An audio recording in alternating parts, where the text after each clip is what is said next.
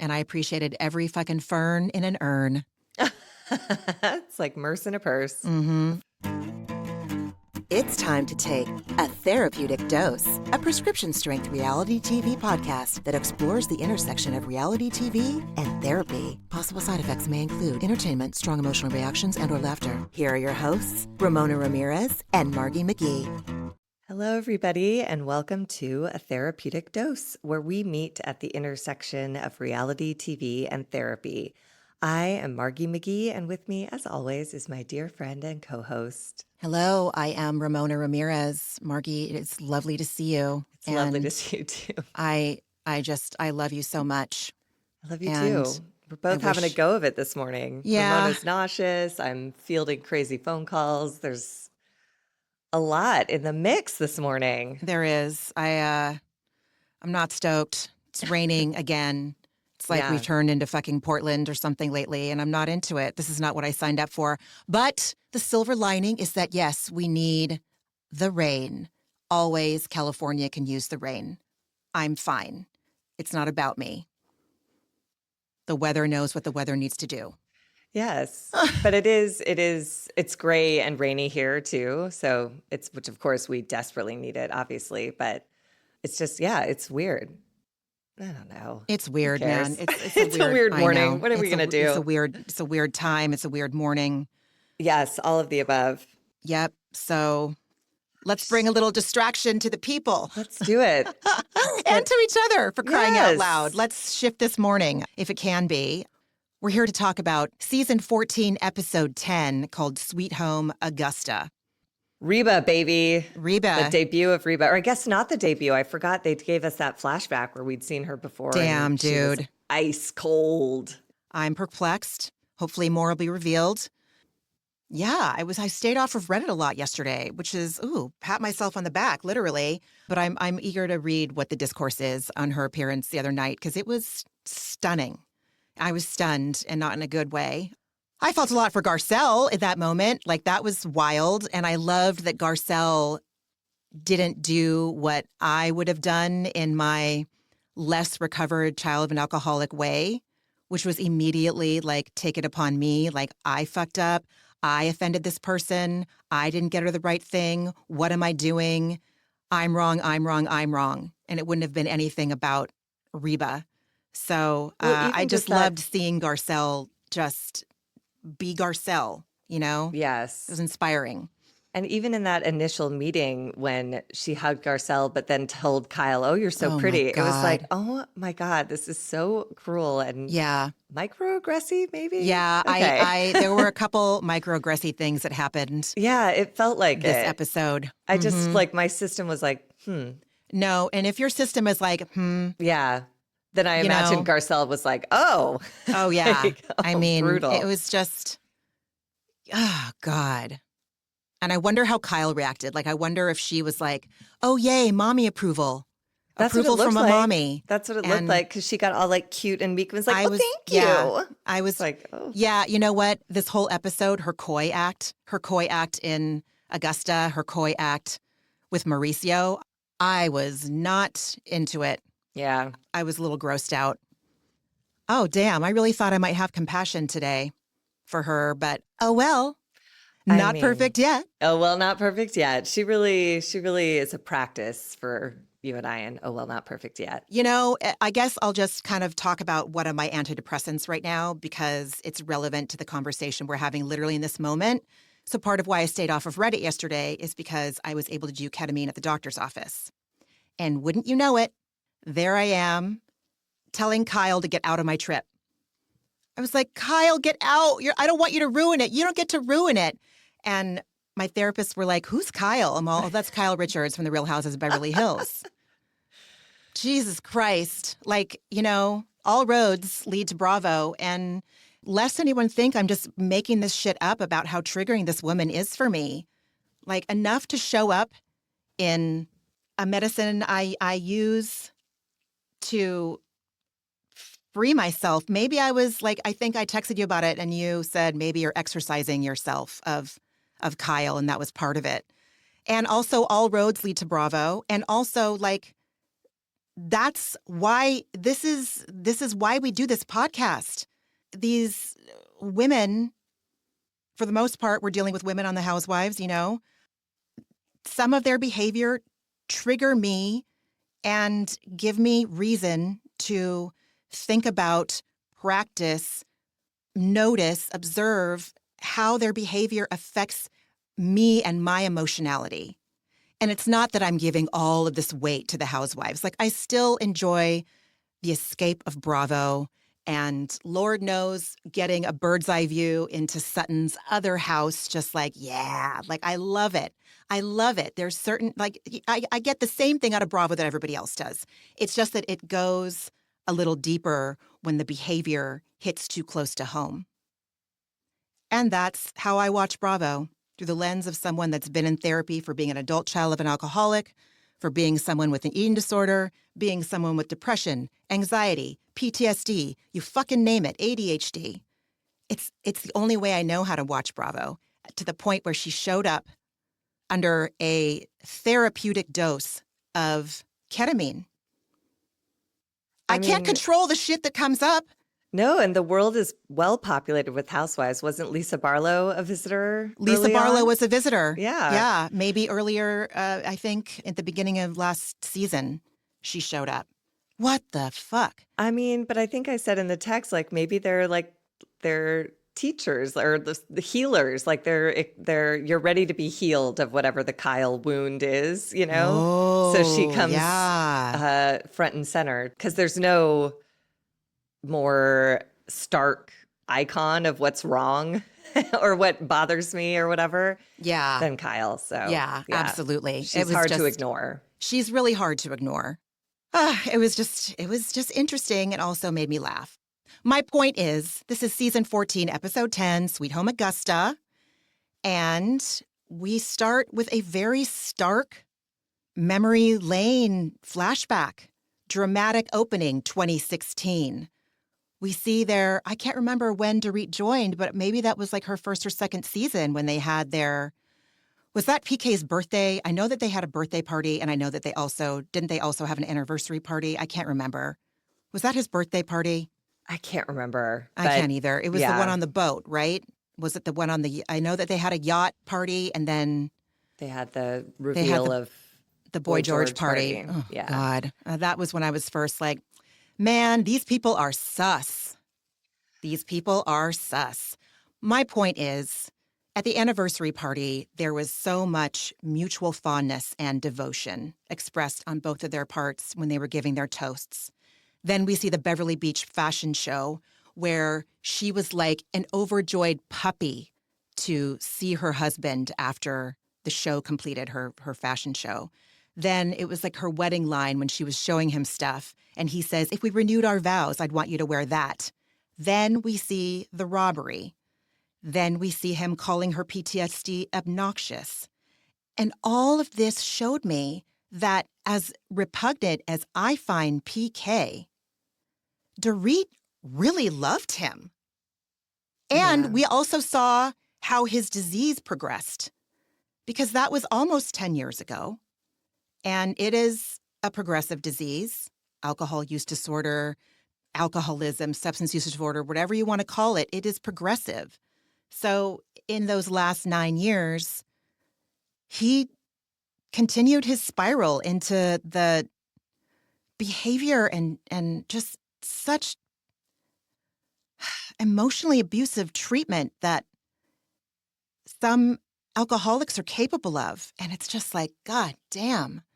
It really just, so many things that she talked about, the revelations about PK were just heartbreaking all over this episode.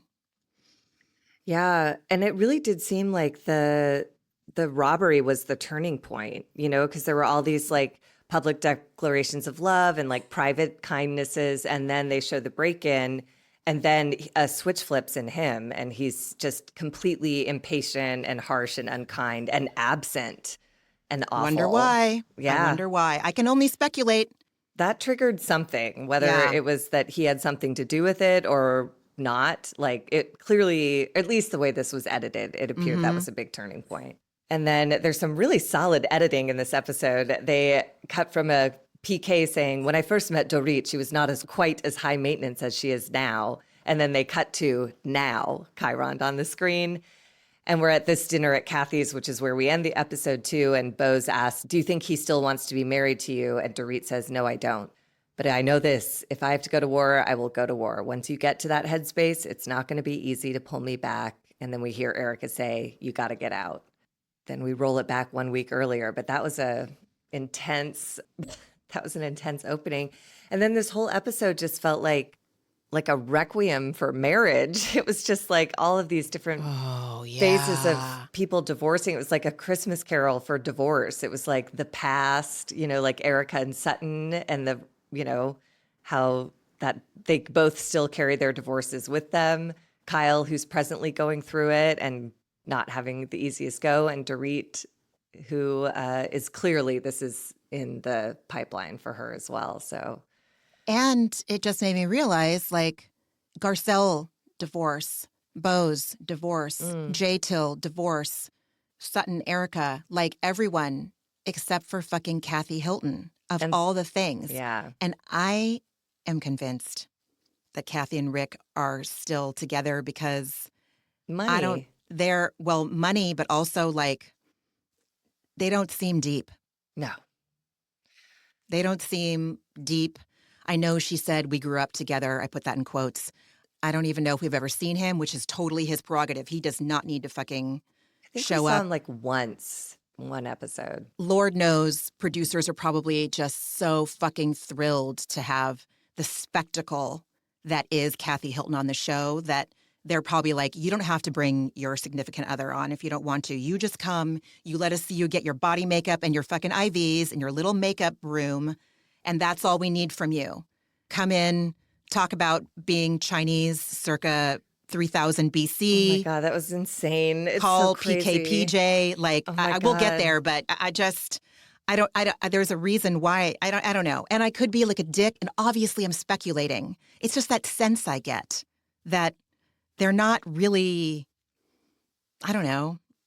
I could be wrong. It could be the best marriage in Hollywood. Who fucking knows, man? Who knows? I mean, it does seem like I think it's just like investment bias is basically what I took from her answer as to like, how do you stay together? She's like, well, we started young and now we're rich. And so if it's not terrible, why end it? So great. Did he make his fortune before? I think that he was already a Hilton because I believe his dad, Conrad, was the man that started the Hiltons, the Hilton hotels. So I think that. So she came into a fortune. I think that actually has been discussed as far as their mom goes, Big Kathy. I think that Big Kathy was like, okay, great. Kim. Oh, yeah. Actress. She had them target. Yeah, she had them target wealthier men. And so, okay, Kathy, white by hands, she's good. Kim, she's an actress. I wonder, Kyle was the baby of the family, right? So maybe it was just like, whatever, we'll see what happens with Kyle. Yeah. These two are taken care of in totally toxic ways. Like, that's just, I would never be like, Leo, go get you a rich wife. You know what I mean? Go get you a rich partner, whatever. Oh, God. But it was a different time, and they came from a different place. Like, I imagine Big Kathy probably valued financial security more than anything, Mm-hmm. But yeah, I don't know. That marriage, I don't know. I find Kathy really difficult to watch on screen. I'm really not enjoying her at all this season. So remember what Erica's tagline was? I'm an enigma wrapped in something and cash. Uh-huh. I mean, like, Kathy is the true. I don't know if she's that much of an enigma, though. She doesn't it kind of seem like what you see is what you get? Or is it just, I don't think we're seeing the depths of her diabolical capacities. She's an enigma in a lot of ways to me. She's wrapped in cash, too. She is wrapped in cash, without a doubt. Drowning in that cash. Oh, my God. Damn. Speaking of cash, we come to a little story, a little blip. Martin Ballard telling Erica Jane her redo is going to cost around $37,000. And Erica says, well, I don't have to go hook on Sunset. Hey, bitch, we know how this shit works. Like, he's giving this to you for free so he can get some publicity. You're getting your house redone. Like, we're not dumb, Heather Dubrow. I'm not a stupid idiot.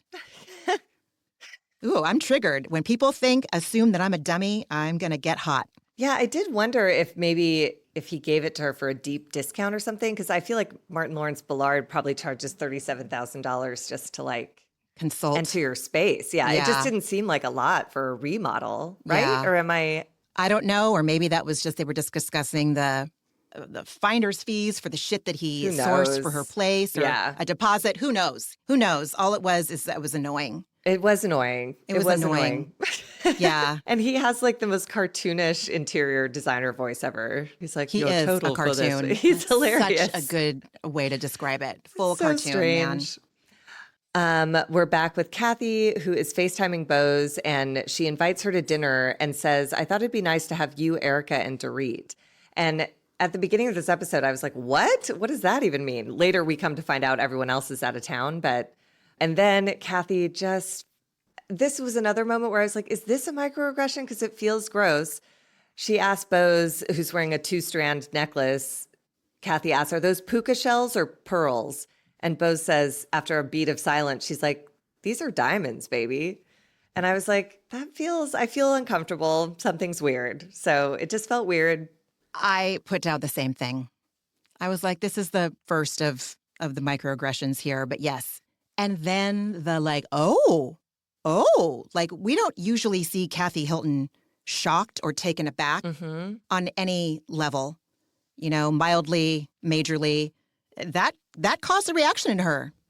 It did. To see diamonds as big as pearls or puka shells. My God. Puka shells. That was just so like, oh my God.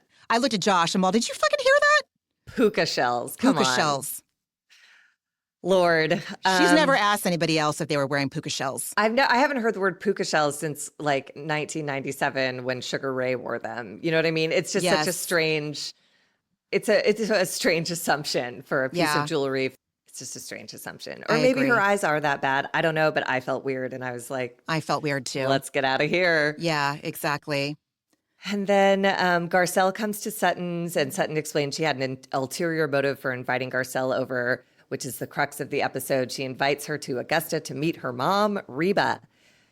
And Garcelle says she's excited about Augusta, but I'm a little worried about meeting your mom, and rightly so. Dude.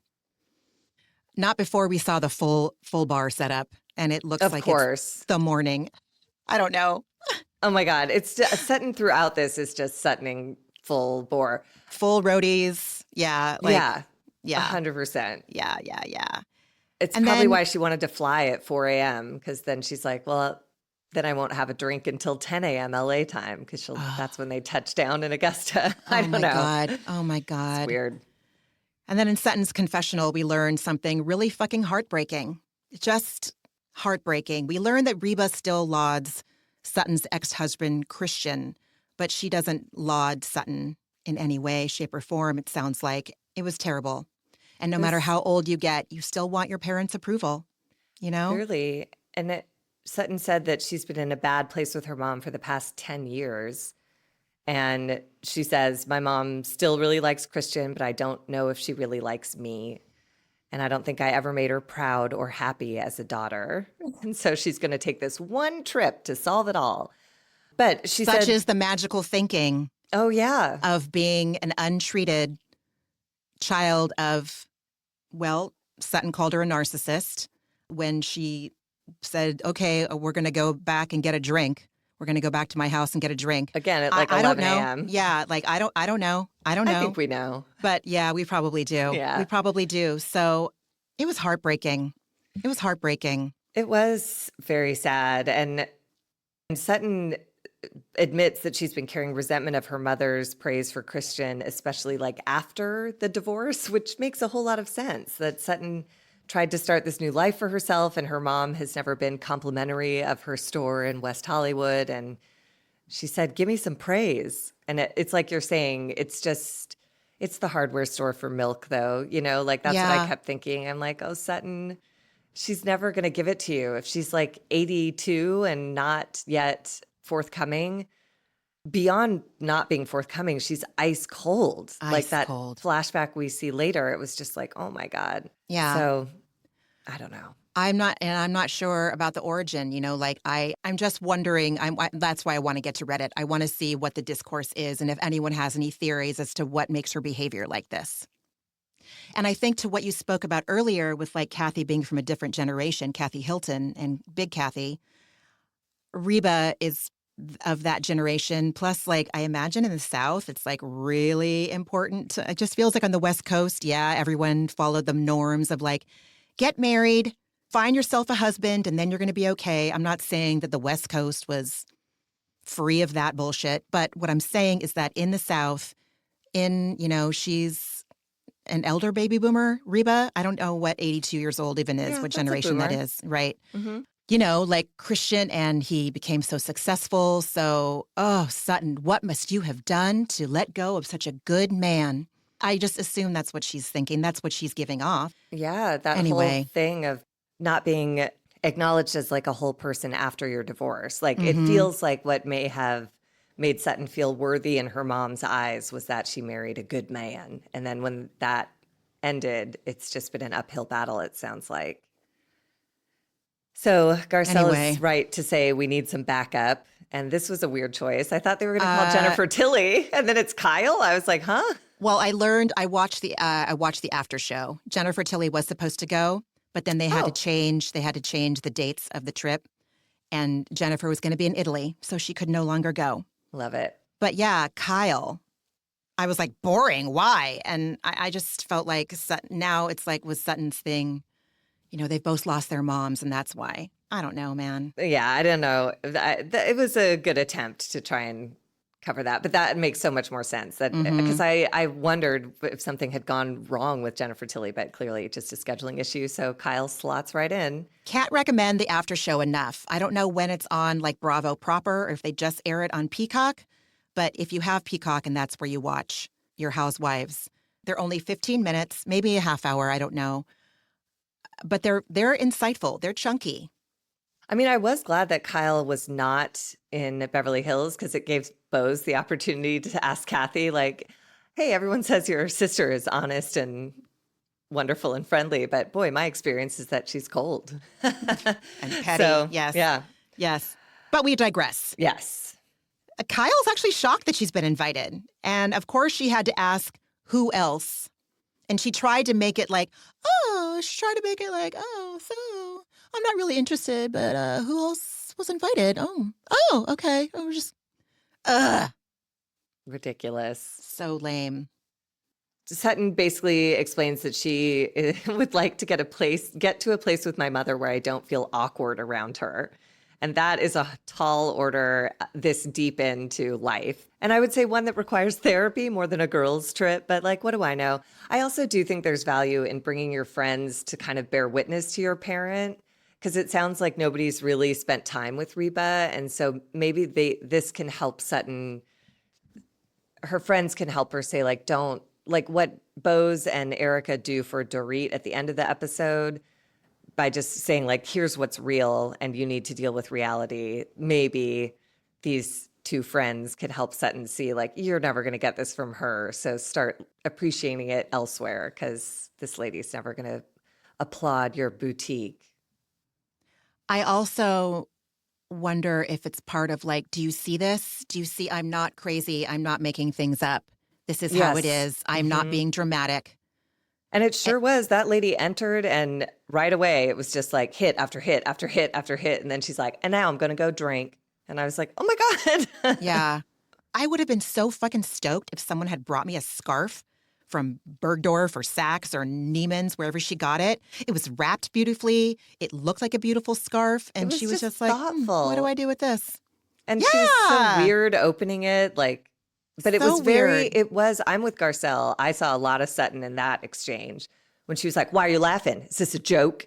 You know how Sutton gets all pissy? Remember when there was like the joke where, was it Kathy who ordered martinis filled with water or something? And Sutton was furious and needed to know who was in on the joke and like just ruins everyone's good time. It was a very strange moment. I feel like that's more paranoia. I feel like that's more fear of being laughed at, being the butt of a joke, I feel like that's more of insecurity popping up For versus Sutton and the mom, or like the mom probably felt like she was being made fun of. I know that my mom, who's nothing like Reba, my God, sometimes she wants my sister and I to make sure, she wants clarity from my sister and I that we're not making fun of her, that she's not the butt of a joke. That's how I saw it. Like they were just scared. They yeah. were just scared that they were being made fun of or talked about behind their back. Not projecting at all. Not even a little bit. Not even a shred. Not even a shred. Oh. Garcelle projects and says, "You need to be gentle too." Sutton is all, "Trust me. Trust me, I don't need to be gentle." Yeah, She's the not with expert. Reba. Then we have Bose, who arrives at Dorit's, and they briefly talk about how they had fun at Garcelle's Oxnard Beach Day. And Dorit says she was annoyed with Sutton interrupting her when she was talking about Jagger asking about divorce. Sorry, what? No. I just wanted to say on the after show, she said exactly what you said. Which is She's- what? Oh, Sutton said exactly what you said. "I wanted to go because Garcelle was waiting. And she's my friend." She literally said, "And she's my friend." Just like you said last week, she's my best friend. We need to respect her time. It can take a long time to get there. We need to go. We can talk about it in the car. That's exactly what they said. So I was happy to validate you. Oh, Not well, that you needed validation, but yeah, that was always. Sutton's thinking. Drinking it up at any chance. So you were right about why Sutton made that choice. Yeah, it makes sense. I mean, if you know the drive to Oxnard, you know that's what that was. And Bose asked if Dorit has told PK about Jagger asking Dorit if his parents are divorcing. And Dorit says she sent PK a long text saying she'd like to get back to a more amicable place where they can co-parent, and got no response. So she sent him a text saying, "Our son has asked if we're divorcing. Can we work on finding a way to start addressing this? Because it's obviously going to continue to come up." And she got no response. And the next day she wrote back, "Really, PK?" And he wrote back, "I'm at a friend's wedding. Have a nice day." Oh my God. Ice cold. Oh my Hateful. God. Hateful. Not clean. Not clean behavior. Not It's clean. So it's violent. It just is. This is about your son. Oh my God. But he's so fixated on hating Dorit that he can't even see that this is a conversation that has to do. But clearly Dorit later tells us that he would disappear for weeks and not even bother reaching out to the kids. So like he doesn't consider He them. doesn't care about those kids. No. He doesn't care about those kids. What a Heartbreaking. dick, man. Oh my Yeah, God. it's emotional fucking terrorism. It is. It Yeah. really is. I have nothing to do with that relationship, and that knocked the wind out of me. I was like, whoa, Yeah. that's so intentionally mean. He's not. So intentionally mean. He's got a lot to prove to me. Obviously not in real life, but just as a viewer, as a person who's experienced living in an alcoholic home, he's got like a lot to prove to me. And I know that his sobriety is brand new. I've never experienced someone whose sobriety, not dry drunk, not just the absence of alcohol, I mean sobriety, like getting to underneath why you had to drink. I've never experienced someone be that ice cold from the jump. It's usually like that pink cloud in the beginning. Yeah. I don't know, man. I don't fucking know. Maybe I'm way out of my bounds here. Yeah, he's quite something. And Bose just warns Dorit to be prepared when PK returns from London. Basically, he could come at Dorit with anything, and most likely he will serve divorce papers. And Bose asks what happens if he serves papers this week, and Dorit just says, "That's all I think about all the time." And I was like, get a lawyer. Get a lawyer. Tom Don't just think Wamsgam that about it. shit and get everybody in fucking LA. Yeah, but I think PK already did it. If he sent that 7-page God. email that mentioned lawyers, I bet he consulted with everyone, and she'll find someone. And again, he is not making it hard to make a case against him. So any divorce lawyer can take this on. But yes, he's but he'll doing have all a- the shit. Like he's got emails. He's leaving a paper trail. But a digital he's- paper trail, but yeah, a paper trail. but he'll have a really good lawyer, and they are vicious, especially in LA. Divorce lawyers are, because they do this all the time, multiple Right. times with the same people, you know? Ay, ay, ay. Then we move on to Keely and Bose at dinner at Boulevard Steakhouse, and they toast to us learning more about each other. And you're beautiful. And she appreciates their love bubble. They're in the goo goo gaga stage. But she says they need to have some conversations, and they're hurdling a lot of things by jumping straight into fertility talk. And then he said, I'm not going to say it. I'm not going to waste your time. And I don't understand that. Yeah. I don't know what Keely was up to in this scene. I really liked him when we first met him. And in this scene, I was like, everything he's saying is really vague. He's like, a toast to us and your beautiful smile. In the scenes for next week, we learned that one of the things they've hurdled, they went straight from dating to family planning and skipped the part where they said, I love you. That's a fair thing for Bose to ask. At what point do you think I'm wasting your time is like a pretty combative way to like address that. But you know what? Yeah. I'm going to have to ask Josh. I can't remember if I told him about my desire to have a kid. Because again, I met him when I was 38. And I knew at that point, like I was clear, like I want to have a child. And I can't remember if I said that to him before or after we said, I love you. Like we were on the phone a lot before we started our official first date. So we would talk on the phone like every night for weeks and weeks and weeks. And I think after we had gone out a couple weekends, I said that, like, listen, if you don't want this, I got to bounce. I can't remember if we said I love you before or after that. It probably was before. If that was something that he wasn't interested in, I wanted to know before I got any more emotionally invested. It wasn't going to work. I was going to have to really stick to my internal boundaries by saying, God, as much as I like you, I can't continue because I'm not going to think I can change your mind, which goes to show you that my time in, what is it? SLAW, Sex and Love Addicts Anonymous, the time that I spent in SLAW, which wasn't even that long, it really had an impact on me. So, kudos, Ramona. Yeah. I don't know if I've ever acknowledged that before. Any hoot. So she's all in her confessional, excuse me, biological clock, what do you mean? Time is of the utmost importance.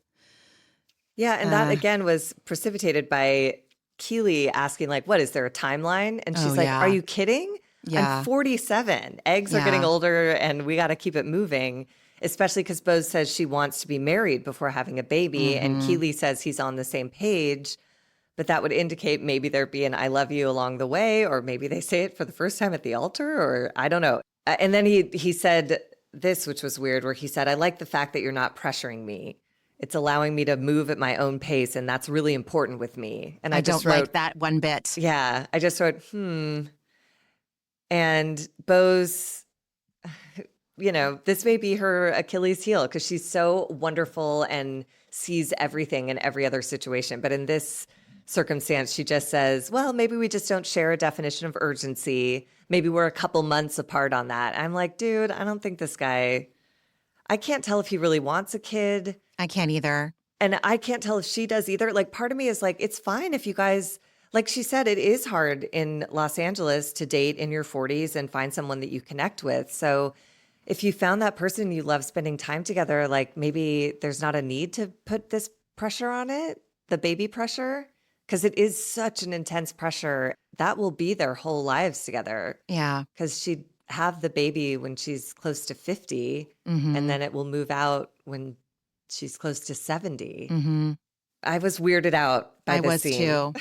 And I wonder if that's what she meant last week when we were speculating on why she said she listens to that teeny tiny quiet voice inside that says, I can't remember what she said, but basically she just throws rose petals on top of that voice and says, just let me be in love. Shit. Yeah. Just let me be in love. Like, I wonder if I don't think I've ever had a relationship that ended up the way I wanted it to, that started with someone saying, I don't need to be pressured right now on where we are or where we're going. I need to take things slow. I'm talking about that. To see how their relationship plays out. Like, I notice in the comments on Instagram, he always comments, so clearly they're still together and they seem to very much like each other. But part of me in this scene, I was just like, if you both aren't desperate to have a baby right now, like, it just seems like it's such a huge deal.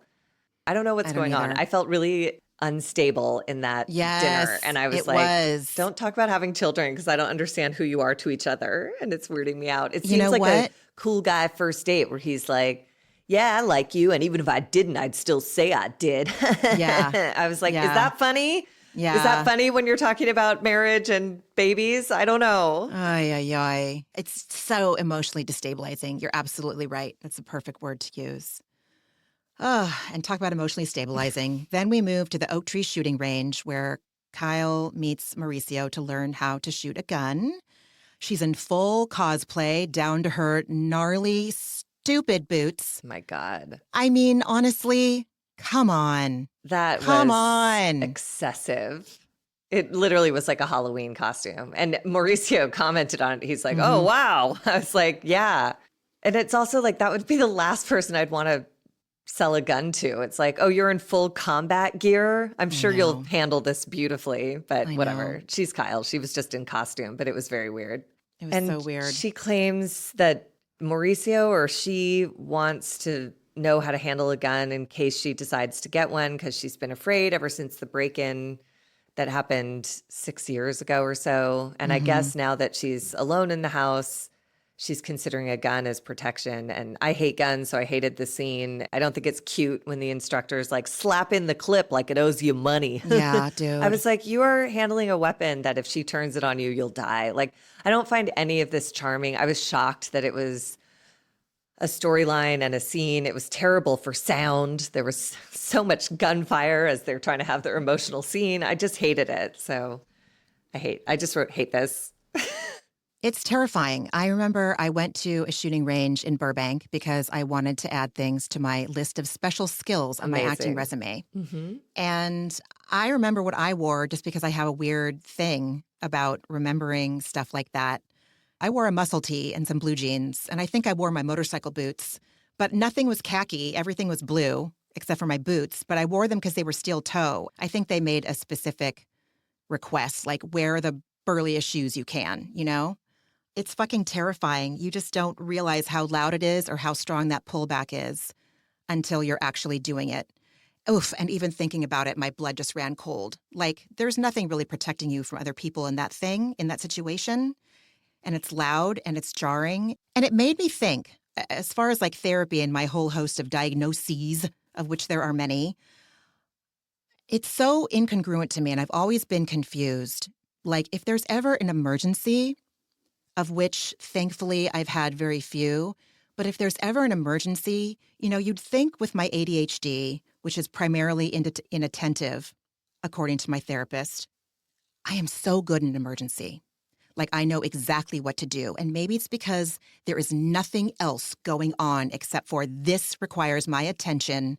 And that plus the combination of fight or flight is the perfect recipe to just like, I am very reliable in an emergency, extremely.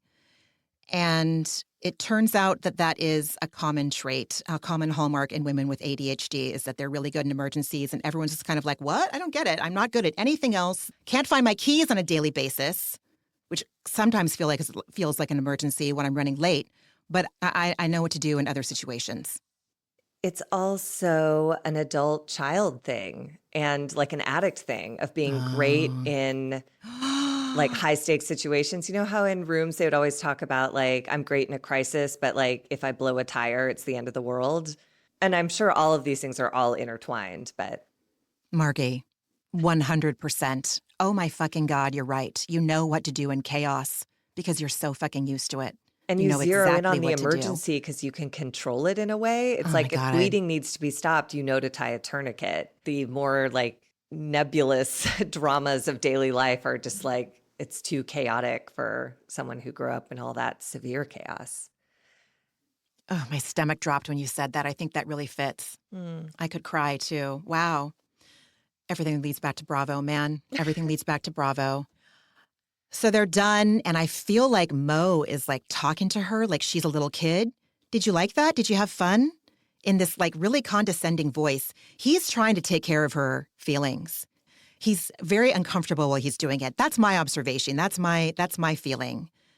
I think that's true, but I also think he's trying to figure out how to be around her now. Like, I think this scene was really interesting because he is trying to like be sensitive to her feelings without being her husband. And that after 30 years of being her husband, that must be a really tricky space to navigate. So I think it was a little awkward.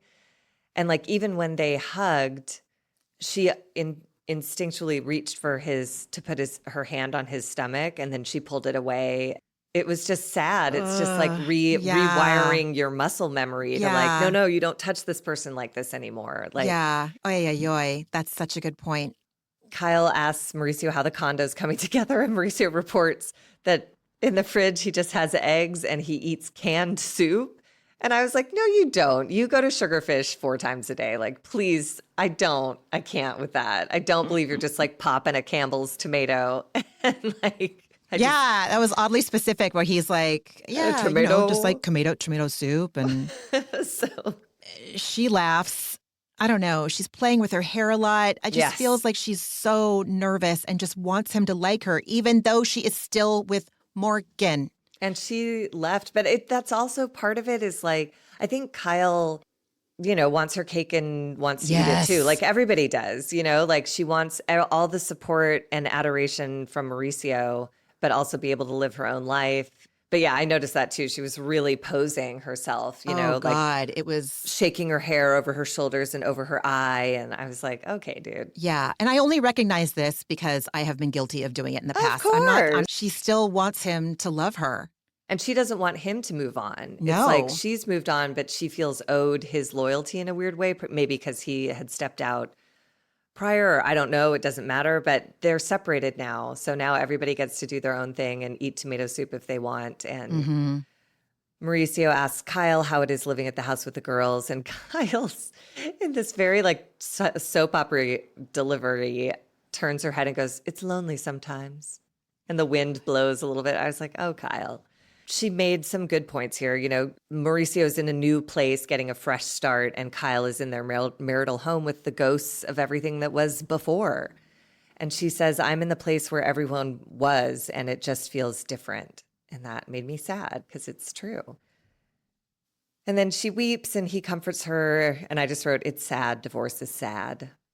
It was just weird, though, when she said, it's just weird sometimes. Firearms are going off in the background and she's telling him it's just like this life is just weird sometimes. And he looks at her in confusion and says, it is? He did? Oh, I missed that. He said it must have been drowned out by gunshots. Probably. Yeah. I remember just like, oh, God, I don't think I'm wrong. Because I always, when I take notes, I have the captions on. Because sometimes I'm able to keep up with my writing as they're talking more if the words are on screen. Yeah, he said it is. And I think I rewound it too. I could be wrong, but whew, they're not on the same wavelength at all. Also, I wanted to ask you, when there was that extended hugging scene and Mauricio's tricep is right in camera and it has a big tattoo on it. Wasn't there a whole thing that he had no tattoos and he was so mad at Kyle for mentioning to his mom that she had 5 now and she was an asshole doing that? But I was so surprised. Or maybe it's just that he doesn't like women to get tattoos. Gulp. Maybe. Yeah. I mean, whatever happened, he got a big one for a guy who talked a whole lot last season. My mom was here over the weekend and she, my husband is sleeved for, like his arms are covered in tattoos all the way up to his shoulders, to his wrists.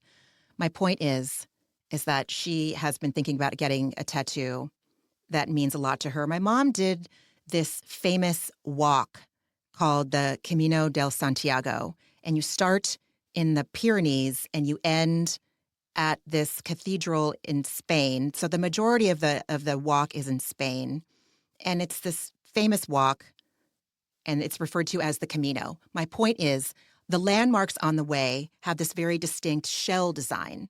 And she thinks about doing the Camino every day. And she was gone for a month. She did this walk. Whoa. Oh, yeah. It's like days and days. And she didn't even do the whole thing. She did a lot of it. And she trained just like someone trains for a marathon. So, like, for my mom to do this every single day, like, you just go to, like, a different hotel or hostel along the way that are only built for the purpose of the people doing the Camino. Wow. And it's a spiritual experience for some people. It's a very significant endeavor. So she was asking my husband for recommendations on artists, or what do you think about this design? And because obviously he's the designer that we all have on speed dial. And I told my husband, like, I think about getting just like huge chrysanthemum and peonies on the side where your hip meets the top of your thigh, and it kind of like creeps over to like a little bit of your butt cheek. And something that like no one could see unless I was like in a bathing suit. And he was like, oh, really? And I was all, excuse me? Yeah, maybe. But I was like taken aback. But yeah, maybe men have a weird thing. I don't know. Or maybe it was that the mom was super judgmental of Kyle because she was a woman getting tattoos. Or maybe it's that Mauricio thought that she was going overboard with her tattoo that's like a fucking quarter of an inch big. I don't give a shit. Who cares? I'm sorry. Don't know. Nobody called for this. No, I did. I literally asked about it because I was surprised to see Mauricio had a big tattoo because I thought that was like a whole thing last year. Yeah. But it doesn't matter. And then Kyle in a confessional says, I walk around most of my days hiding what a struggle it is. It was like, no, you don't. You've whined about it and used it as an excuse for your bad behavior in every scene of this season so far. So no. But then she is with Morgan, and Teddy Mellencamp lives at her house while Teddy is going through her thing with her soon-to-be ex or ex. So, like, shut up. We see you. Right. That's right. Yeah. But she did say, then she goes on, and this made me sad because I think it's actually a quite articulate way of describing divorce. She says it's a very big life adjustment. It is grieving the loss of someone who is still here. Mm-hmm. And that is true because you have to reimagine who you are without them as part of your identity, but they're still there. And especially if you have kids, they're very much present. You know, they're in and out of your life regularly. So that's real. You know, part of her experiences are open and honest and real, but other parts are so delusional and insane that I just am exhausted by her. The ones where she's a victim and so terminally unique, though, those are the ones she's honest about. No one's going through this other than me. No one understands more than me because we're special. We're unique. We still love each other and we're still amicable. Bruh. They are, but like if you notice, it doesn't make it easier. Everyone is still in pain. And also, Kyle chose it. Kyle's the one who ended the marriage, and not that that means she's not entitled to huge feelings, but when she starts saying, I'm at the house all by myself. Remember when you asked him to leave? Like, what do you mean? Anyways. And now it's 4 a.m. at LAX VIP lounge before the flight to Augusta, and Garcelle and Sutton and Kyle are there with this glorious door-to-door tarmac service that they offer at LAX now for the ultra-rich. It's so amazing. I know people who've done it. I have not done it myself, but it sounds fucking great. Yeah, sure does. Like 5 seconds before the plane takes off, they just run you over in a town car and you skip right up the steps. They have overhead space reserved for you for sure. Because obviously you're flying first class. You're not in the coach seats if you're doing that VIP situation, but that's why I watch these shows too, man. It's a great I'm not service. above watching someone get door to door to first class seats. Hell no. So great. And yet Garcelle is still whining about not flying private. I was like, this is as close to flying private as you can possibly get. You don't have to go through security. I thought they were going to fly private too, honestly. It's Sutton. It would make sense, but it's a 4-hour better for the environment. Yeah. It's not too taxing when you get door-to-door service. You're in first class and And Avi and Jubug are there to pick him up at the airport. Cute. It was so cute. And Sutton mentions that she's nervous when anyone meets her mom for the first time. And I relate to that very much. Oh, so do I. Space of trying to prepare people for what it is. So do I. And sometimes it's uneventful, and other times it's, truly, truly god awful. But yeah. I never prepared anyone to meet my mom. That was never the issue. But like my dad, I don't think I took a breath until the interaction or the introduction was over completely. But it was tense leading up. It was fingers crossed behind my back that nothing would go wrong during, and then like the sigh of relief after. Eventually.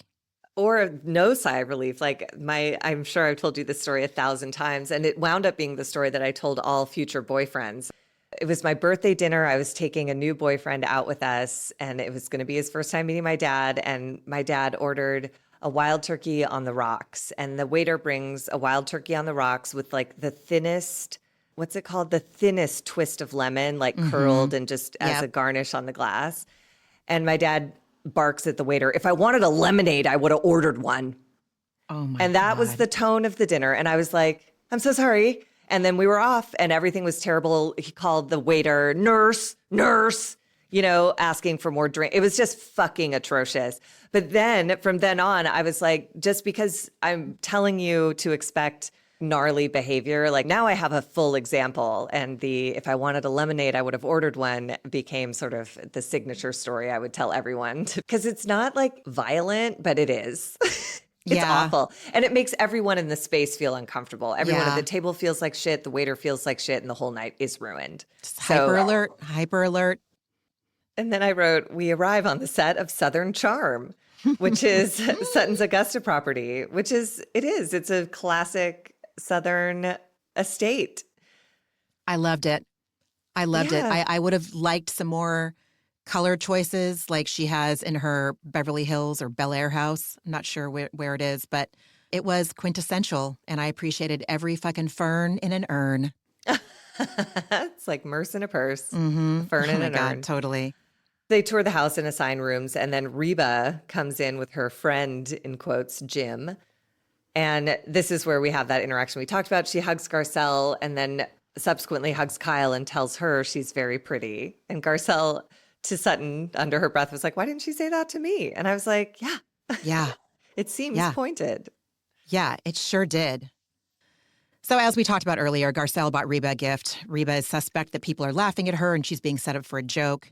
It's very odd and immediately off-putting. It's immediately like, uh-oh, what's happening here? She's just like, a scarf? And Garcelle and Sutton are like, yeah. Yeah, and she like folds it up like it's a wet turd Yeah, and puts it it was back in weird. the beautiful box. It was very weird. And then Garcelle says to Reba, I've heard so much about you. And Reba says, I've heard so much about you too. And Garcelle says what everyone says, like, all good, I hope. And Reba goes, I'm going to see. Okay, I'm going to my house to have a drink. And I was like, oh no. So, and again, that was one of those moments where I was like, is that a microaggression? Because it feels like it really was intended to put a particular person off center, I didn't see her coming at Kyle with anything. No. She didn't say to Kyle, where's my gift from you? If she was like really in this playful space, but I don't know. It was just weird. This is also where Kyle seemed like she retreated into her little girl people pleaser that I'm sure she developed as a coping skill when she was growing up with her mom, Big Kathy.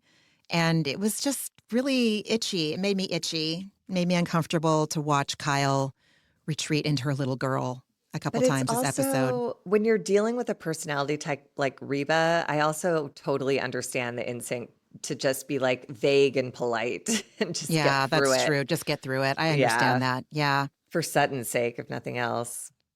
So they all head into the backyard so they can walk Reba to her house and also take a tour of it.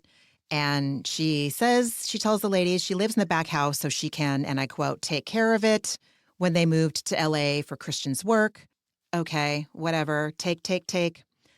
Garcelle tells Reba, I love your grandkids. And Reba says, James is weird. And I just thought, man, come on. And it was without hesitation. Mm-hmm. Like there wasn't even a breath between the thought. Garcelle's like, your grandkids are very smart and very sweet. They're smart, but James is kind of weird. It was like, whoa, that was weird. It was literally weird. And then Garcelle's response to say, like, I've got a weird one too. I was like, what's happening? Everyone's unraveling. I mean, everyone's trying to make up for the awkwardness. She talked about that in the after show too. And I think she talked about it during the episode. But yeah, everyone's just like throwing on their coping mechanisms to get through this interaction with this 82-year-old woman. Yeah. Wow. She is a pill because Garcelle blurts out, I've got a weird one too. And she goes, I know, I've seen him. How and why? I don't know. I don't want to know. I was so glad everyone walked away because I was like, don't touch any of this anymore. this lady opened up a being mean to kids segment. And it's like, yes, best that we all just go our separate ways at this point. Go And have your not to drink. mention, none of those kids are weird. No, None of them are weird. that, Poor yeah. Jax. And also Reba's weird. If that's Oh, yeah. like, I don't know what the criteria is, but just from this scene, everyone's weird, but Maybe Reba's she's weird. all, you spot it, you got it. Yeah, right. Oh, God. Truly. Then we move to Kathy Hilton, where her minions are setting up for her Capri dinner. Carol, who's Kathy Hilton's brand manager, is doling out orders. Dorit, Bose, and Erica Jane shows up, and Dorit and Bose don't know why Erica Jane knows that Sutton, Garcelle, and Kyle, of all people, are in Augusta, but Bose and Dorit aren't. And also, why wasn't Erica Jane invited? Because she's from the South, so. Which also production must have, clued someone in, or why would those women be the only ones that Kathy invited? Unless she invited everyone, but they were the only 3 that could attend. I don't know.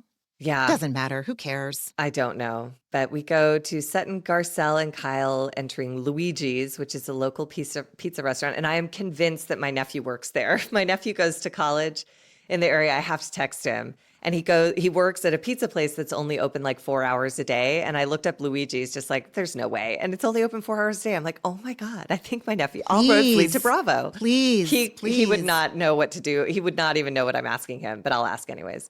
Garcelle relays to Sutton that Erica was wondering why Sutton wouldn't bring this trip to the sisterhood. And Sutton said she didn't want all the girls to come because it's an emotional trip for her, which it doesn't seem emotional. It just seems like she wants to bring some people to meet her mom. I don't know. It seemed emotional to me. Maybe it will be emotional next week. It does seem like this was the primer week, and then next week we'll get into the heart of what goes on in Augusta. So I suppose that's true. It's just the Kyle factor is just so strange. I think agree. that's the piece that I'm like, this would all make sense if Kyle wasn't there, but okay. I agree. So then we go back to Kathy Hilton's, and they're sitting down. She says she's Italian, Northern, and found out from a lady in Venice who knows everything. Kathy finds out she's part Chinese, 3000 BC. That's how she says it. What? And God bless all 3 of those women for being like, the fuck?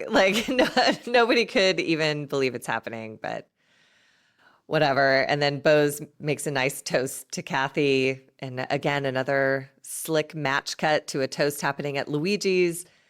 And then Garcelle asks Sutton how she's doing being around her mother. And Sutton says it's tough. And she says, people say we're a lot alike, but I don't see that at all. And then 5 seconds later, Garcelle's like, you seem a lot alike. So. Again, the scene made me feel so much for Sutton. As we know, she's my problematic fave. I have no business feeling so much love and acceptance for this woman. I understand that logically. But she says, I've always been a heart on my sleeve person, but my mother, I don't know if she has feelings. And Garcelle says, having met Reba, 1, I think she was really tough on you because that's who she is. Not that she was targeting you or anything like that. That's just her way. And then I think sometimes I could see you being like that in a way. And a few things about that struck me at lightning speed. Garcelle is really gracious and kind when sharing this observation with Sutton. And it made me really wonder if Sutton feels so safe with Garcelle. Garcelle is almost like a sister to her, it seems like. And you have to feel really safe with someone to hear something like that and not immediately get defensive. I feel like Garcelle really accepts Sutton, warts and all, problematic behavior, quirks and all. And that's part of what endears me so much to their friendship and to Garcelle. And it makes me happy for Sutton, who seems like someone who's kind of defended. Not seems like she has exhibited behavior that clearly shows she's defended. And for Garcelle to be able to kind of get through that and Sutton to receive it, I think that it just speaks to the love that they have in that friendship. Garcelle in her confessional says they're similar in a way that they're both tough. No one wants to inch in and make amends and say, I'm sorry. And when they're gone, you do anything to have more time. And I don't agree with this. Me neither. Okay, good. If it's a great parent, then yes. But if you Right. have a difficult parent who makes you feel like shit about yourself, it's not the same. I have never gotten an inch of. I've gotten remorse. My father has expressed remorse, whether or not it's felt genuine to me, which it hasn't. It's felt, what's the word I'm looking for? Anyway, it's been brief, it's been unspecific, and it's been highly unsatisfying. I have never lost a parent, and I think about this a lot. Like, my dad is getting up there in age. I believe that he is in a state of mental decline, whether or not it was years of drinking, excessive drinking, leaving Las Vegas style drinking at some points. I don't know how much that's affected his brain, but no doubt it has. I don't know. I'll see. I'll see how I feel. I think about it. Like, are there things I want to say? I don't know. I won't have that reaction with my mother. It'll be drastically different when my mother leaves this mortal coil. I don't know how I'm going to feel with my dad, though, but I'm glad that you agreed with me. Yeah, I mean, I not glad, but No. like I'm glad that you could relate, and I wasn't just a monster. I empathize with anyone who says that because it means they have a parent that they really loved and miss. But I too have not yet lost a parent, but in a way I have. Like, I've separated so much from my dad. I tried for years to have the conversation where we worked through some of the stuff, and that wasn't going to happen. Then we got to this peaceful place where we just loved each other at a great distance. And it feels like the next level of distance will just be that departure, whether it's him or me, who knows who goes first. But of course, it's a disturbance in the force when someone who's been there, you've literally never experienced the planet without that presence here. Of course, once they're gone, it'll be disturbing. So yeah, it's worth trying to make amends if it's someone who's open to it. But Reba, oh my God, with everything she's exhibited, it does not seem like she's someone. Yeah, it just doesn't seem like that's going to happen. I agree. Especially that flashback to the store where Sutton is sobbing, saying, I just need you to recognize my achievement. And she's like, can we move on? I was like, ugh. I mean, she said, it's important to me for you to take this seriously. I felt that in my soul. I mean, there have been times when I felt like I had to beg one of my parents to see me and to take me seriously. And that's a terrible feeling. And to be met with, okay, shall we continue on? Exactly. Was exactly chilling.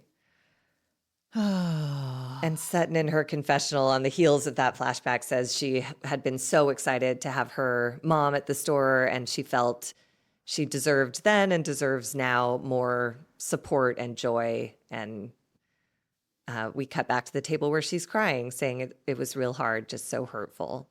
And that's why I think it was an emotional scene. Yeah, I think it's going to get deeper. You're right. But Sutton, for as defended as she is, she let her guard down with these two. True.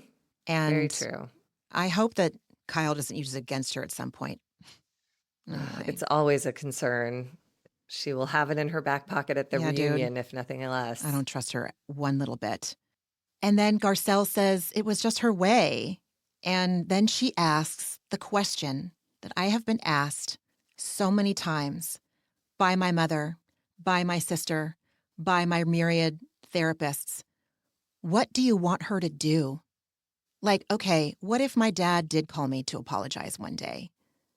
Would it really give me the satisfaction and the closure that I think it would? I'm not sure. He could apologize, and like, why does that mean so much to me now? Like, what do I think it would change? Like, okay, he'd acknowledge that he had hurt me and that it wasn't okay and he should have done better and that I deserved better. And like, again, if he said that, would it be enough? And I'm not sure words, even given to you in a heartfelt way, can make you feel whole like the way I think it's going to make me feel. I've been asked that question and I have answered that question. And when someone poses it to me, it kind of makes things clear. Like, maybe I don't need this as much as I think I do because it's probably not going to change anything. I have no idea, though, because I don't have that experience yet. I'm open to it. I'm not even cautiously optimistic. It's one of those things like I don't expect it. If it happens, great. She says she's looking for respect. And I feel that in my soul because respect means that you are being taken seriously. And when I don't feel that my parents are taking me seriously, it's like you kind of like throw your hands up. You're just kind of resigned, like, man, what do I have to fucking do Yeah, it's to demoralizing. take me demoralizing? Yeah. Yes. Yes. And it does Anyway, seem like, again, her only value was being married to Christian. Like, that's the only thing that her mom can seem to offer praise for. And when Sutton divorced, apparently Reba's first question was, who's going to pay for all of this? Meaning, like, the house, the car, the lifestyle, all of that. And Garcelle tries to say, well, it was just a mom making sure her kid's going to be taken care of. And Sutton cuts her off and goes, it was about her. She was nervous. Reba was nervous Sutton wouldn't have enough money anymore to take care of Reba in the way that Reba had grown accustomed to in that marriage. I mean, cut to $350,000 a month or whatever it is that Sutton's getting, so everyone's fine. But that's when Sutton says, I was raised by a narcissist and I married a narcissist. I felt this as someone who has, I don't know if I'm comfortable sharing the details yet. I guess I still have a little bit of that child of an alcoholic thing where I feel like I need to protect him. There was a situation that happened in the last few years where it was lovingly brought to my attention by another family member who I cherish and adore. I was starting to buy what my dad was trying to sell me. And my family member was like, I'm going to tell you something that he said, and I hope that that helps you. I don't want you to think that he's someone that he's not, Ramona. Like, I don't want you to get the hope that I see that you still have. And when he told me, I was like, holy fucking shit. Holy shit. He's a taker. And I recognize that in Reba. She just is a taker. And what can she get? Oh, God, it was just so gnarly, man. It was so gnarly to watch that scene. Yeah. So to hear Sutton talk about it, Yeah. I could relate, and I didn't like that I could relate. Anyway. I liked Garcelle asking, do you feel like she's seen you, the difference between being Christian's wife, the homemaker mother, and now the business owner on your own? And Sutton tells us that she got no praise for raising kids or opening a store or anything, while Christian has been showered with praise from the second he entered the picture to present day. So Garcelle says she'd like to have a conversation with Reba, and Kyle warns her off of such a thing, but it appears that's going to go forward. So I'll be curious to see. Sutton says it's important that my mother take me seriously because it's going to help me move on. And I have also clung to that when I've had conflict with any of my family. And I want my feelings to be taken seriously or acknowledged, just acknowledged. It will help me. And I know we've been taught so many times and in so many self-help or 12-step or therapy spaces, it's like, I know that we've been conditioned to just love ourselves regardless of somebody else's behavior. But I do believe that I am able to move on from certain hurts when I am taken seriously and when I am heard by my family. Damn, dude. Yeah. So I got that. But it is that Al-Anon thing of like, what if they never change? What do you do now? You know, because Exactly. I feel like for Sutton, she'll be waiting forever. Oh, yeah, Maybe for it'll sure. happen next week, but like, I don't know. I don't know what Reba's capable of. And like you said, so Garcelle wants to talk to her mom and kind of bridge the gap.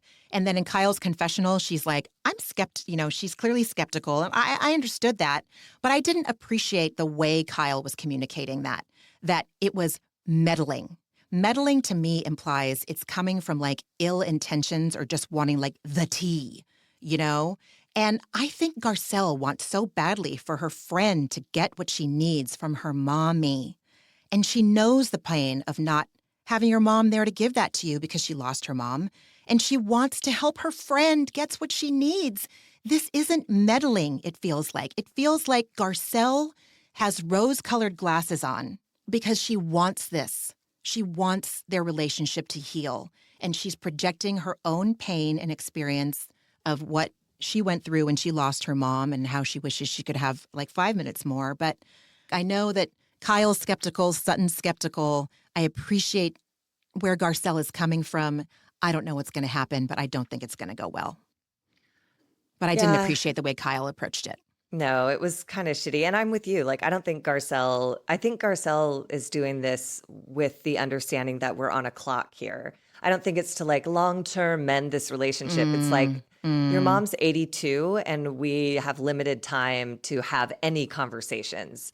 So if you want to have this one, I will happily step in and try to facilitate it if it's at all possible to have. But there won't be endless chances to address this stuff, you know? So, or at least not while Reba is of sound mind and body. So it is. It's a lovely assist, and I would be terrified, but Garcelle is a stronger person than I. Which speaks to like, oh God, it speaks to her wholeness and her confidence in who she is. Like, I loved seeing this side of Garcelle in this episode. Me too. I don't know Garcelle, but if I ran into her at a Starbucks, I would tell her, like, I don't know you, but seeing the way you treat your friend, I know you're a safe person. Seeing the way you show up for your family, I know that you're safe. Just know that you are bringing some sanity and goodness to this franchise. You know, I don't know. I know. God, is that parasocial? Is that parasocial, or is it just that? Is it just recognizing someone that feels like she would be a safe space? I don't fucking know, man. God. Oh, I just got insecure. Okay. It's all right. I can sit with it. Well, and again, we've watched her for a couple years on the show, and she doesn't seem like someone who's putting on a character, you know? So I think you're right. What we know of her, you're right to read off of that. And I think the same, even though this season she's been a little like, you know, this episode was back to the Garcelle that like I really like, because she's been a little like catty and gossipy and mean girly in some of the prior episodes. This is when she seems most dropped into like who she really is. Yeah. Of like, I'm here to help and I will bring a scarf and I will accept your weird reception of my scarf. And I will continue to try to bring you and your daughter closer if possible. So yeah, that's nice. Oh, so we go back to Kathy Hilton's, and straight off the bat, I admired this so much. Like we talked about a few minutes, like at the beginning, Bose asks Kathy about Kyle. I thought it was bold to ask the sister, but again, Kathy doesn't give off vibes like she's trying to protect Kyle from like the goodness of her heart. You know, like she's just trying to minimize drama in her own life, which is why I think she was like, I don't really know what's going on. I don't know. Yeah, it was weird. And also, that pasta looked disgusting. Oh, I thought it looked tender and delicious. It just looked like plain shells with lemon wheels on top with like it wasn't the yolky or anything. And everything. No, maybe I miss saw it, but it just they did this whole presentation in the like souffle dishes and they pulled the tops off and it was just like noodles with some lemon wedges on it, and then she barked at the server like, "Where's the sage?" Oh my God, like, I know. God, this joyless event. It was so wild. But Bose, yes, she says of Kyle, I find her to be cold. And Bose says she suspects it's because she immediately connected with Dorit, and because Kyle and Dorit have been having issues, it makes sense, but it's also very elementary school of Kyle. And then in her confessional, Bose says that Kyle's been petty. And I agree. Like, I think that Bose threatens Kyle because she's the first person to clock her immediately and kind of like push back on that behavior. Like, oh, what is this? This is giving me pause. This doesn't seem on the up and up, you know? And everyone else has kissed her ass. Rinna, LVP and Kyle had a mutual kiss ass of some sorts when LVP was still on the show. But, like, they're also both fucked up, Kyle and LVP, you know? But Bose is clear. She's been around, Margie. Bose has been around the egos of the egos. Men in tech think they walk on water and their shit doesn't stink. And we have learned that so much over the last few weeks, especially. But like Kyle she's she's not the people that Bose has interacted with. She can see through Kyle's bullshit because of that. You're JV, man, and Bose is varsity. You're not going to win. Not that it's a contest, but like you're. It is to Kyle. That's why she came to Bose's yes. bedside after her surgery to show pictures of Bruh. Dorit hugging Maurice. It's just Mauricio. It was just so Maurice. I loved it when Kim would call him that. It was so funny. Anyway, Dorit says that Kyle doesn't open up about her life. And this is when Kathy says, I don't ask her about things because Kyle doesn't like it. And so I try not to bother her. And she says that what's going on for her is traumatic and her marriage. And so she treads lightly because she wants her to feel comfortable and loved. And this struck me more as Kathy wants to not rock the boat or cause friction and not really engage, which I can kind of understand. But shying away from the divorce and the life changes Kyle's going through because you want your sister to feel comfortable, it feels like almost dishonest and irresponsible and not respectful. And I'm not saying that Kathy has to like browbeat Kyle into like feeling her feelings and going through the process, but I wonder if it works both ways for Kathy to not ask Kyle deeper questions, because I don't think Kathy wants to deal with the emotionality of it either. I think that she just doesn't want to be bothered, you know? I think that's exactly it. I think she does not want to be bothered. Yep. And then she ends it by saying, she's a Capricorn. She's a Capricorn and a woman who in Venice who knows everything said, I'm part Chinese, 3000 BC. Whatever. Honestly, dude. This woman's insane. And she continues her insanity as Dorit reports that her life is pretty shitty right now. And she says when she and PK separated, he was my friend. And Kathy says, well, who couldn't help but love PJ? Everyone pauses and then corrects her because it's ridiculous. And then we get the confessional where Kathy's asked what she attributes her long marriage to, and we have our theories on that. Dorit says of the separation, the idea was that they take time apart to work on the resentments that built up over the last couple of years, post-robbery, it seems. And Dorit reiterates she's protected PK and has not divulged how bad things were getting because she didn't want anyone to think badly of him. And we get a little flashback to his DUI arrest when she says that, well, by the time he got to the police station, he was under the limit. It's like, right, but that means he was over the limit when he was on the road. And so that's a DUI, and that's not great. And then Kathy says, well, he's a good father, right? And Dorit just takes a beat. She just wipes the crumbs off of her fingers and says, wrong. And then Bo says, well, under her breath. And that, well, I think I rewound it like 3 or 4 times. I just love her so much. I just love her. Yeah. And Dorit says that there were times that she thinks he's the best father in the world. And then, is he the most hands-on father? No. Kathy says, I thought you would have said yes to that question. And Dorit says, in the past, I would have. Protecting him, I would. In the reality I'm in now, no. And then she tells us in her confessional, he would disappear over and over for weeks at a time. I put in overtime to put in our kids' heads that their father was trying to call, wanted to see them, and missed them so much. I've protected him at all costs, no matter what, and I don't think he realizes that. I don't think he does, too. I would feel so angry if I were Dorit. I would, what a burden, what a massive thing for her to shoulder. What a hyper responsibility she must have felt. No wonder, Margie, no wonder for years and years she put so much energy into her outsides because her insides were just in shambles. It reminded me the destruction of an alcoholic, what they're capable of, should never be underestimated. It's something. Yeah. It's something.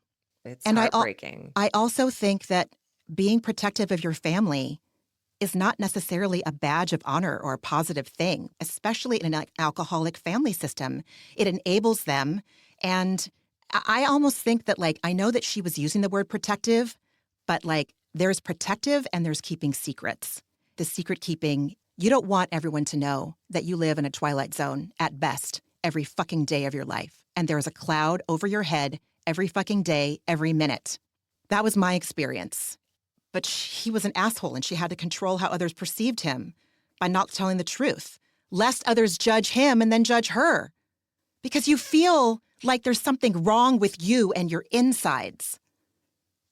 But it's also it's complex because it's an insidious disease, and I think that montage at the beginning really shows, because those first few images of them, PK getting choked up, like he could barely express in public how much he loved her because he was so overcome. And when she was saying, "My husband, I was just thinking of my husband," running to hug him, like, I don't think you know right away what's happening. So I think you do try to protect, because this can't be permanent. This is just a weird one-off moment in time, and we'll get this under control, right? But they've done everything they can. He's sober now, and he's still behaving like this. So this is who he is, and that is devastating.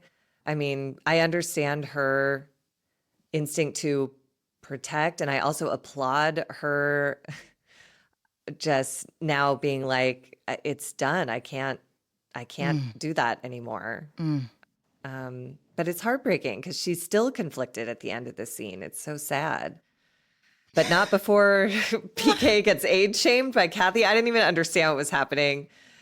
Dorit is asked PK's age, and she says he's 56. And Kathy goes, "I thought he was 56 when I met him, and I've known him for years." I was like, what's happening? And this is exactly what she did at the pajama pizza party with Mauricio. Right.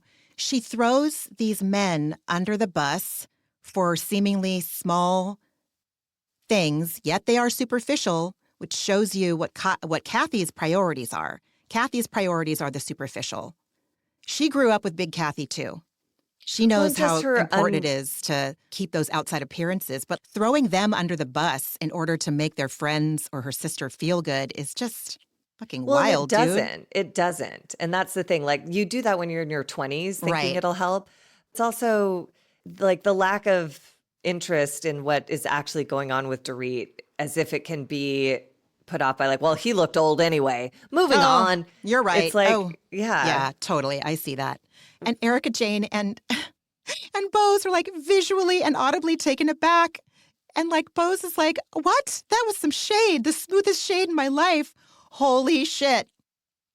Yeah, that hilarious. Was ridiculous. And then Dorit gets into the heart of what's been going on, which is devastating. She said she didn't think he'd be doing what he's doing to her now, which is he sent a 7-page email about finances, threatening child custody dispute, threatening to sue for divorce, and it expects Dorit to take over the mortgage and all home expenses within a month or two. A reminder, a month is 4 weeks after being married for 9.5 years. He's expecting her to shoulder all of those expenses, and later we get clarity that he's clearly trying to hurry this along because the community property law goes into effect after 10 years, ensuring that Dorit would get half and spousal support likely. Erica advises that she get a fucking lawyer and reminds us that this is what happened when people get a divorce. Everyone is at their absolute worst. And you've been saying that the entire season. Only because I'm with Erica, I've never seen one, even the ones that start off with the best intentions. I've never seen one go to the finish line without becoming contentious. It's an emotional breakup. It's not, nobody's at their most rational as they dissolve a marriage. The balls of that man to talk about custody. Hilarious. Oh my God. Hilarious. Ooh, that lawyer is going to have so much stuff. I mean, I won't reveal their identity, but a friend went through a divorce and was in mediation, and the husband, who had stepped out, and that was the reason the marriage was ending, had asked for joint custody, and he'd been relatively absent for quite some time along the way. And the mediator was like, all right, he wanted 50-50 split. And the mediator was like, can you just name their dentist and their pediatrician? And he was like, and they were like, yeah, you're going to have to rethink your proposal on this shit. Cause like, if you don't know where to take him to the doctor, sir, you cannot have them half the time.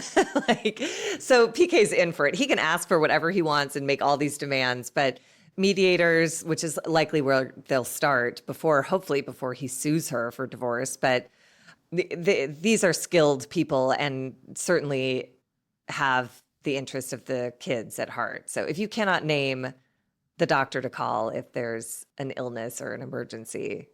You are not the one. Oh my God. Yeah. Wow. Wow. Wow. Chilling. Very chilling. So Erica asked Dorit, I want to know what you're holding on to. And Bose says, do you still think he wants to be married to you? And Dorit says no. And then Erica says, what are you waiting for? And poor Dorit, she's like, I'm the token idiot wife. And Bose says, you're taking the rose-colored glasses off. And Dorit says, yeah, the rose-colored glasses equal idiot wife. And I thought she was being so harsh on herself. I know. Like I could almost cry right now. And this is Dorit that I'm talking about. I know. That was heartbreaking. It was, man. It was. And Dorit says they've been married for 9.5 years, and she just found out there's a law in California, and Erica cuts her off and says community property kicks in 10 years. He's trying to divorce you before that. That'll and never Bose happen. is incensed. Mm. She says, oh, hell no. Same, Bose. And I was like, in my notes, I'm like, you were right, Margie. You were right. It's a shame, but and also there's no way they will settle and sign a divorce in 6 months. Like PK could spare himself a lot of pain down the line by not being an asshole and trying to force this to the finish line in 6 months. He's insane, and he will only fuck himself harder by being a dick right now, because the courts will know what he was doing, and they will be generous with Dorit because he will have proven himself to be a greedy asshole. So it's not when they file. It's when it's finalized. That's how they go by the 9.5. I would or imagine the 10-year both rule. parties would have to agree to terms, because it's not like you can't just say, I'm divorced from you. I choose that. They can certainly accelerate mediation, but if PK won't agree to reasonable terms, then there's no way. He would have to agree to reasonable terms, and what he is proposing is unreasonable. I mean, there's a way that they can certainly work this out where the divorce is finalized before the 10-year mark, but it will be a much more generous settlement for Dorit than what he's proposing. Oh my of God. Just like take on the mortgage and all the household expenses. It's like he's so out of reality. It's just so fucked he up. is. Yeah. And this was heartbreaking the way this scene ended. Erica, again, in another empathy victory here is Yep. imparting her experience to Dorit, imploring her to get a lawyer and prepare for battle. Don't delay like I did. Erica says her fear kept her from getting into action sooner. And if you don't make these decisions, life will make them for you. He will make them for you. Dorit says she will ready herself to go to war. But then we cut back into the scene and she says, don't you think I have to be sure that I don't want to go back? Oh my God. And Erica says to her, he doesn't want you back. Both of those statements are so true. Like, clearly Dorit is hoping there's some miraculous answer to this, and Erica's completely right. Everything that he's done, everything that he said, it's over. And it's so hard. It's so harsh. It's so sad. It's so sad. And the pain that was all over Dorit's face, man. She looked so little. She looked like physically tiny, and she looked like emotionally shrunken. She just looked like so fragile and heartbroken, and as she should be. This is devastating. It's devastating. Because this has all happened in weeks. What a whirlwind. It did seem like they were going to at least try to co-parent, but that text message and a 7-page email and crazy demands and trying to force this to a close so he doesn't have to be responsible for her. What an asshole. It's so personal. It's an alcoholic looking to blame anyone but themselves for the predicament that they're in. Yeah. This is why I'm just not, whenever he's new in recovery, I'm just going to shut up and give him the benefit of the doubt with that one. But I mean, this is not a great look. This behavior is unacceptable. Yeah. It was an intense episode, man. It was intense. Very intense. What else did you watch this week, friend? I watched The Traitors, which I'm just absolutely loving. And Tom Sandoval is meant for reality TV. He is just an idiot, but he's such a great choice for that show. Everyone knows he's a non-threat. It's so entertaining. I'm really enjoying that show. No one takes him seriously, and it's so hilarious Except himself. to watch. I know. He's insane. My God. And his look, he just looks like he's just agitated constantly. Adderall withdrawals? Yes. There was some TikTok that someone said that it looks like Tom Sandoval thinks everything that's happening on the Traitors is real.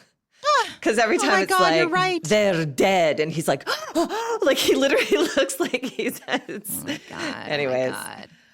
And then I started watching Shrinking on Apple, which is really Oh, good. I've And heard it's about sort that. of therapy centric. It's interesting. It's really well done, I think. And then I didn't watch this, but I started listening to Carl Radke is on Nick Viall's podcast this week. And it's really interesting. I'll be fascinated to see Summer House. Talk about someone who is in recovery. That is a man who is committed to his recovery. He's clear about, they say don't get into a relationship a year into recovery. I made excuses for myself saying I'd known Lindsay forever, but I've learned a lot since that. Like he's really, Oh really, my God. it's fascinating. I love And Carl. he talks about Lindsay with like great respect, even though everything they went through. And he's like, I'm not going to deny her reality, but I know what I experienced. He's like, I don't normally do podcasts because they seem to be what causes the most drama in the cast is people reacting to things that other people said outside of the show. But anyways, he's turning into like a real grown-up, I think. I know. We'll see what happens on the show proper, but he's a stark contrast to PK. I mean, yes. Yeah. In many ways. How about you? What did you watch this week? I watched the Watch What Happens live after. So I watched obviously I watched Beverly Hills, but after that I watched the Watch What Happens live. I wish I could remember who was her co-guest. Was it Bob from The Traitors? He was also on Watch What Happens live at some point between the last time you and I recorded. And I love Bob H so much. I also watched The Traitors. Yes. But I love him. I love Bob. I love him. Anyway, I watched the Grammys. I loved the Grammys. I know. What did you hate? I think I hated the musical guests, some of them. I know that there's this song that's really popular right now, and it's in a commercial. I don't know what it's called. Young Boy sings it. Yes. I hate it so much that I had to leave the room because I was like, oh my gosh, can we please fast forward it? The song makes me, I have a visceral reaction. And I just had to run out of the room because they were like, not going to fast forward it. Josh came in. He's like, all right, you can come back in now. And I was like, did it suck? And they're like, yes, it sucked. My mom was like, why are they doing the Grammys right now, given everything that's going on? I'm like, because LA just burned to the fucking ground. And she's like, oh, that's true. So I did love how much money they raised and how much awareness. They were reminding us, we're going to come out of this. Like, we're strong, but this devastation and tragedy just happened. We're in the middle of this trauma, and we're going to focus on uplifting our community. So many of those artists live in LA. That was lovely. I loved the Grammys. It's literally my antidepressant this week. Oh. So that guy's name is Benson Boone. And it was just like, he did a flip. Like, I don't know. There was like a big energy and he has a nice voice. But to me, did you watch anything else? Sorry, I just started. I watched some basketball. I watched the Lakers. Oh. It was the fucking red wedding on Saturday night from Game of Thrones, man. Oh, no. Yeah. I mean, they traded Anthony Davis, who I to fucking love, the Warriors, and Max Christie. No, to the Dallas Mavericks. They traded for Luka. Someone significant just went to the Warriors, though. Who is it? I don't know. Oh shit! I don't know. My phone started blowing up at like 9:45 at night. I gasped. I was in a funk. I was devastated. It felt like the rug had been pulled out. Okay, I guess I understand why people shit their pants over sports because I took that personally, and I went to the Lakers subreddit. And I get that Luka is a huge, huge acquisition for the Lakers, and I'm excited to see him play. And maybe it'll light the fire under LeBron James's ass to like do what everyone thinks he's capable of, because I don't fucking see it. Anthony Davis I saw, and if they trade Reeves or Hachi or Vando, like I'll riot. I won't. But you know what I'm saying? Anyway, who cares? No one called for that. Please, Margie, what was your antidepressant this week? My antidepressant was the Grammys, and it was Chappell Rowan's acceptance speech where she talked about, I promised myself that if I ever won this award that I would speak up on getting healthcare and benefits for developing artists, not just the people at the top of their game. That is so brave. She's a queer woman addressing the music industry directly, recording labels, she said. Like, that is so vulnerable to do that. And she's so good. She has the power to take that position and sustain the hits that may or may not come. But I just thought that was so powerful and such a beautiful look at the next generation of courageous artists. That part gave me chills. I've never You're seen right. anything like that in my life. Everybody gets up at the Oscars and they're like, we have to be careful about this or that, but they don't put their own ass on the line. And Chappell Rowan called out record labels and said, during COVID, I did not have health insurance and I was being developed by my label, and that's some bullshit. Because look, I'm winning this award right now. Yeah, that was shame on you guys. That was amazing. That was amazing. Transformative. Right. I just thought that rocked my whole world. And then Doechii, I've been obsessed with for a while. And she's sober, and her acceptance speech, she's one of 3 women since that award was created in 1989. So again, and she talked about sobriety, and she wept talking about how, I'll cry too. She was like, she said that she devoted herself to sobriety, and God told her he would reward her and show her how good things could be. And behind her is her proud mom. And she just, I mean, that incredible performance, dance-wise, choreography, staging-wise, like I've never seen anything like it. It was so self-confident, so sexy without being like, it was so singular. The only person who could have pulled that off is Doechii. And that to me is like so exciting. Like Sabrina Carpenter's thing was cute, but I could have seen a lot of stars doing that and having a great success with it. Only Doechii could have done that act. And the song is so profound, you know, like she talks about doing drugs and all these things, and her self-esteem's at an all-time low, you know, like she's just so honest and amazing. And I don't know, I was so bowled over by Chappell Rowan and Doechii that their performances and the way they used the stage when they were given that time, I just was delighted with the next generation of women. I was like, you guys fucking rule. Doechii's speech was chilling. She's living the promises that they talk about in the big book. Like, you will have a life beyond your wildest dreams, right? Isn't that what they say? Yes. And there's all these TikToks now coming up from, you know, the last like 5 years when she just got fired from her job and was like, well, fuck it. I guess I can just devote myself to what I do. And then there's one of her like sipping wine in the backyard, you know, talking about how I'm just going to be unapologetic. Just fucking in your face, Doechii, no apology. But it's this journey. It was a 5-year journey to land where she did, sober at the top of her game, with a song that, like, again, nobody else could write, nobody else could perform. It's hers. It's only hers. And it's so miraculous. It's amazing. Art is incredible. Like, I was thrilled watching those two especially. I loved watching Beyonce win, finally, and I loved watching Kendrick win, miles away from where he grew up. I loved what he wore. Yeah. The Canadian tuxedo, which is like a subtle fuck you to Drake, we think. Oh, yeah. I love denim on denim. I wear it all the time. Yeah, I was bored in between. Yeah, that's fair. But, like, the weekend was all that hype, and the performance was like those speeches that you're referring to were chilling in the best possible way. I've never seen anything like it in any award show. Everyone does these tepid pitches for causes, but nobody's ever laid their own ass out there. And I just have never been more impressed with someone. She is like, talk about walking the walk. This girl knows who she is and is all about it. So, yeah. Did you watch the New York reunion yet? No, I didn't. Yeah, it was good. It's 2 parts. Okay. It was only 2 parts. They ended it, but there was really no resolution with Bryn, and it was really interesting. There was a lot of breaking the fourth wall, like when they would go into breaks or go into lunch, because Bryn would just leave, and it was the other women to kind of discuss what was going on. It was good. I enjoyed it just for I'll watch it. the breaking of the fourth wall.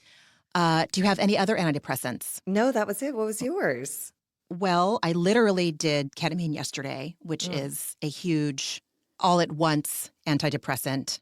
And again, Kyle showed up and I told her to leave because I didn't want her to ruin it. Both of my therapists were there, my ketamine therapist and my regular therapist. She thought it would be helpful to come in to observe and see what comes up because, again, I'm trying to like release those not release, but just like explore the last kernels of like fear and hurt inside of me that I feel hold me back, and they manifest so much as shame, which is a coping mechanism Like, you bring up the shame as a child so that you don't have to deal with the fact that the people that are tasked to take care of you are scary people that you can't trust. You just make up the story in your head that, like, you must be so bad that you're treated like this. It can't be them that are bad. It's got to be me. Shame has been really showing up a lot for me in the last 3 or 4 months. And so she thought it would be helpful. My ketamine therapist and she were the two people that led that postpartum group that I've talked about before.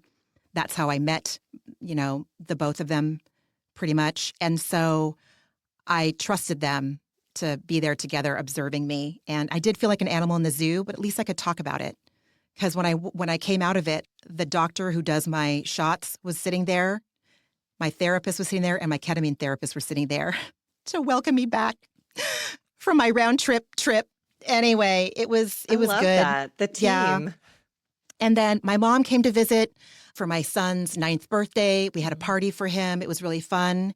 And I'd be remiss if I didn't say that Alexandria Ocasio-Cortez gave a live a couple of nights ago. After my son's birthday party, I put on some pajamas and didn't get out of them, I think, until Monday or Tuesday. I was so catatonic from what's going on right now.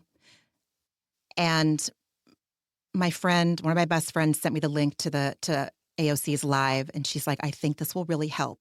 And it's an hour and 39 minutes, and I watched it while folding my laundry, and it was a huge antidepressant. I don't know if I would be out of those pajamas today if I hadn't watched it. I'm going to link it in the show notes if anyone's interested in watching it.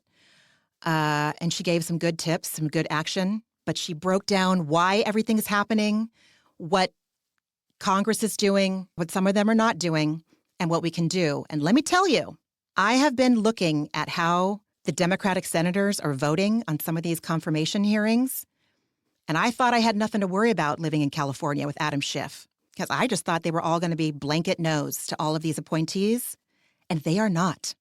So if you live in a blue state and you think that you don't have to make a call, it is bullshit. You need to call, and you need to keep calling, and you need to watch who they're voting for, and I will link it in the show notes. Enough of my soapbox and lecture. Thank you for listening. And that was it. So a lot, thankfully, because there have been some weeks lately where I'm like, I don't know. Yeah. I don't know. I don't know what it's going to be. I don't know what my antidepressant is. So everyone, you've reached the end of another episode of A Therapeutic Dose. I started a Bluesky for us because I'm eventually going to migrate our Instagram to Bluesky. And I believe that they also have an Instagram-like part of their app as well. If not, I'm going to look for another app that's like Instagram. Leaving Instagram's going to be real rough on my personal account, but I don't know if I can hang anymore with any Meta-branded things. I got to leave Facebook, and I don't know. Anyway, we have a Bluesky. It's at A Therapeutic Dose .bsky. I don't fucking remember. I'll link that in the show notes too. I don't remember what their end is, but for now you can find us on Instagram at A Therapeutic Dose, and you can always email us at atherapeuticdose@gmail.com with any comments, concerns, what have you. Oh my God, please. Negative, positive, whatever. That's all I got. Yeah. Yeah. Well, everybody keep taking very good care of yourselves, and we will talk next week. Bye. Bye. Ramona and Margie are, obviously, not doctors and do not provide medical advice. Their content is intended to be used for entertainment purposes only. It is not intended to be, should not be interpreted as, or used as a substitute for medical advice or a diagnosis of any health or fitness problem, condition, or disease, nor a recommendation for a specific test, doctor, care provider, procedure, treatment plan, product, or course of action. My mom is a doctor.